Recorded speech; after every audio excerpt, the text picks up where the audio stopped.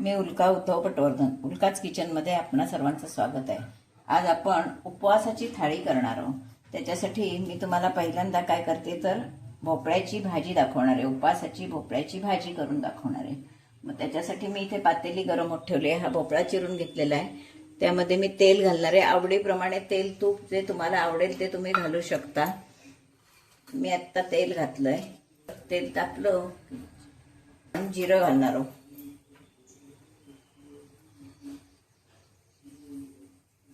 हे बघा, जिरं आपलं छानपैकी फुललेलं आहे. जिरं फुललं की त्यावर आपण सुकी मिरची घालणार आहोत.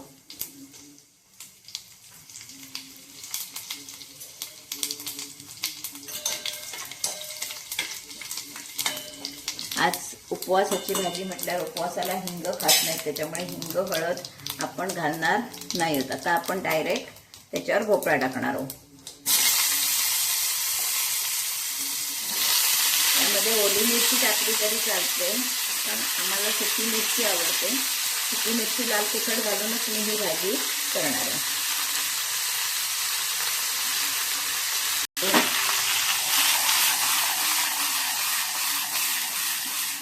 हा वास सुंदर येतोय जिऱ्याच्या फोडणीचा आणि सुक्या मिरचीचा. आता आपण यावर पाणी घालणार नाही. पाणी न घालता एका झाकणावर पाणी ठेवून आपण हा शिजवून घेणार आहोत. झाकण ठेवलंय आणि भोपळा आपला शिजून दे. वरीच्या तांदळाचा भात कसा शिजवायचा तो दाखवणार आहे. आता ही मी छोटी एक वाटी, बारकी वाटी मी वरी तांदूळ घेतलाय. हा मी स्वच्छ धुणार आहे. हा स्वच्छ असा धुवून घेणार आहोत चांगलं 2-3 पाण्याने. साधा भात करतो तसाच हा मी भात कुकरला लावून घेणार आहे. भात मी लाईटच्या कुकरला लावून शिजवून घेणार आहे. भाजी आपली उघडून बघूया कशी काय शिजली आहे ती.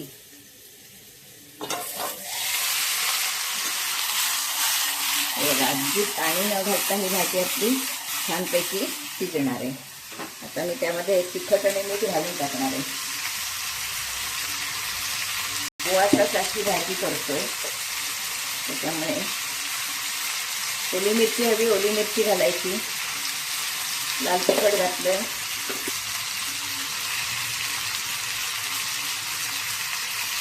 आवडत असेल तर थोडंसं दाण्याचं कूट घातलं तरी चालतं. थोडंसं घाला, भरपूर घाला, आपल्याला आवडेल तसं. ओलं खोबरं. आता मी भाजीत सगळं घालून घेतलंय. तर आपण फक्त भाजी अशी वाफेवर शिजवून घेणार आहोत.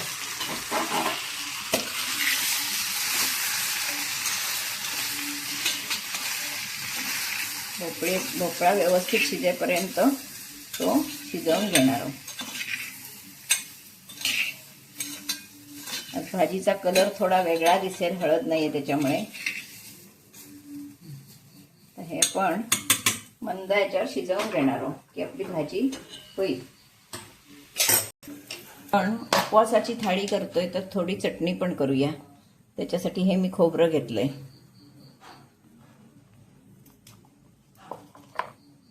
आणि त्याच्यात मीठ. चटणी थोडी आहे त्याच्यामुळे मीठ कमी घालते. त्यामध्ये आपण आंब्याचा किस घालणार आहोत. बघा, कैरीचा किस ठेवलेला आहे.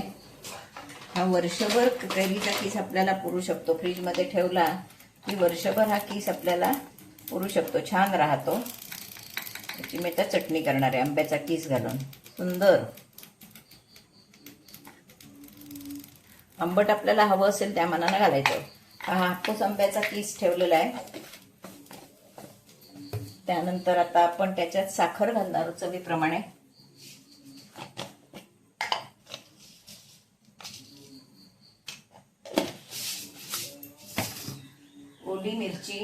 ओली मिरची सुद्धा आपल्या आवडीप्रमाणे, कारण कुणाला किती तिखट चालतं त्याप्रमाणे आपण ओली मिरची घालायची. ओली मिरची आणि आता जिरं घालणार आहे. आज आपण इतर हिंग आणि कोथिंबीर घालणार नाही आहोत, त्याच्यामुळे आपण याच्यात जिरं घालणार आहोत. तर ही मी चटणी वाटून घेते, काढून घेऊया. दाण्यांची आमटी करणार आहोत. तर त्याच्यासाठी मी तुम्हाला पहिल्यांदा काय करून दाखवते ते वाटप करून दाखवते. तर दाण्याची आमटी म्हटली की प्रथम आलं दाण्याचं कूट. पण ती थोडीच करणार आहोत, अगदी 2 वाटी आमटी करणार आहोत. त्याच्यासाठी हे मी 2 चमचे दाण्याचं कूट घेतलंय. त्यानंतर त्याच्यात ओलं खोबरं घालणार आहे.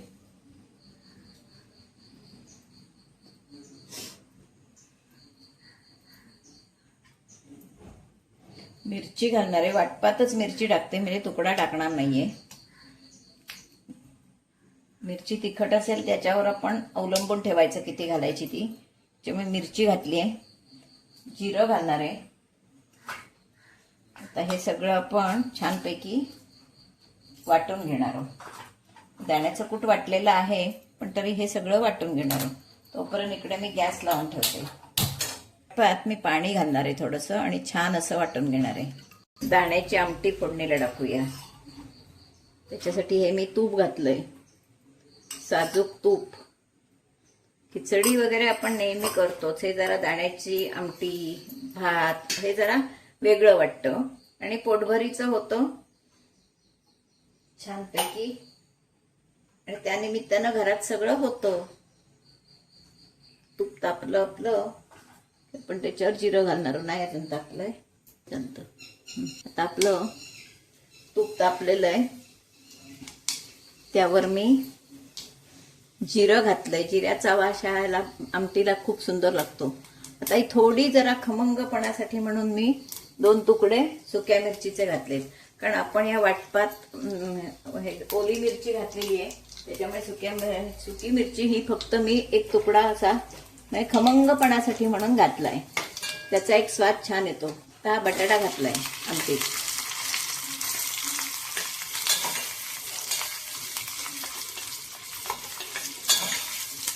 सुंदर असं. आणि आता आपण हे जे वाटून घेतलेलं आहे दाणे आणि खोबरं सगळं, ते आपण यावर घालणार आहोत.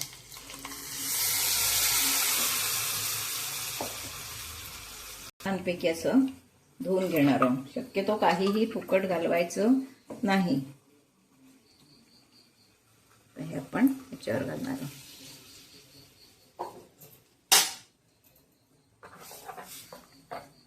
किती सुंदर आमटी. ही आमटी इतकी चविष्ट लागते, खूपच. थोडं पाणी मी घालणार आहे, नंतर ती घट्ट होत जाते शेंगदाणे आणि खोबरं असल्यामुळे. अशी ही आपली आमटी पण. आता त्याच्यात आपण मीठ घालणार आहोत, चवीप्रमाणे मीठ.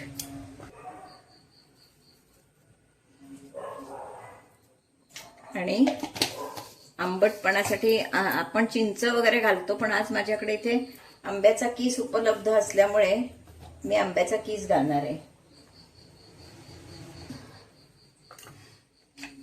थोडीशी चवीची छानपैकी आपली इथे ही आमटी तयार आहे. आता आपण उपास म्हटल्यावर कोथिंबीर खात नाही, त्याच्यामुळे आपण कोथिंबीर घातलेली नाहीये. आता ही आमटी उकळली की आपली आमटी खाण्यासाठी तयार. किती सुंदर दिसते ती. काही जणांना तरी हवी असेल तर आपण लाल तिखट फोडणीत घालू शकतो, पण आम्हाला तरी नकोय. आम्हाला अशीच आवडते, म्हणून मी लाल तिखट घातलेलं नाहीये, ओली मिरची घातली.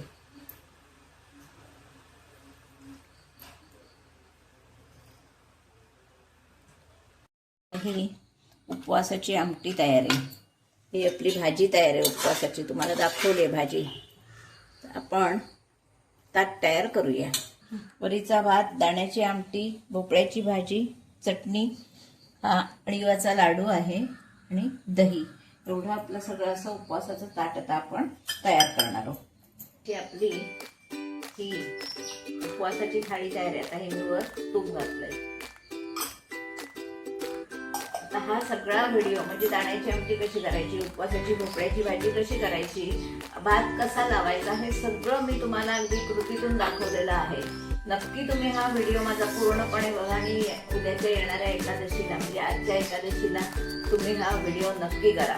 कारण काय नेहमी आपण बटाट्याची भाजी तर नेहमी उपवासाला करतोच, पण आज मी तुम्हाला वेगळी भाजी करून दाखवते. दाण्याची आमटी ही म्हणजे बऱ्याच जणांची मागणी असते दाण्याची आमटी करून दाखवा, म्हणून मी दाण्याची आमटी पण केली आहे. ही चटणी केलेली आहे उपवासाची, हा अळीवाचा लाडू केलेला आहे. हे सगळं म्हणजे असं आपलं छानपैकी ताट तयार आहे बाप्पाच्या नैवेद्यासाठी. तुम्ही पण हा माझा व्हिडिओ पूर्णपणे बघा आणि हे सगळे पदार्थ करून बघा आणि आवडलं तर लाईक शेअर सबस्क्राईब करा. समोर असलेलं बेल आयकॉन बटन दाबा म्हणजे माझ्या येणाऱ्या नवनवीन रेसिपी तुम्हाला दिसू शकतील. आणि हे सगळे प्रकार नक्की करून बघा आणि चव कशी लागते तेही मला सांगा. धन्यवाद. ताटाचा ग्लास पण ठेवलेला आहे. त्याचं आपलं सगळं उपवासाचं ताट तयार आहे.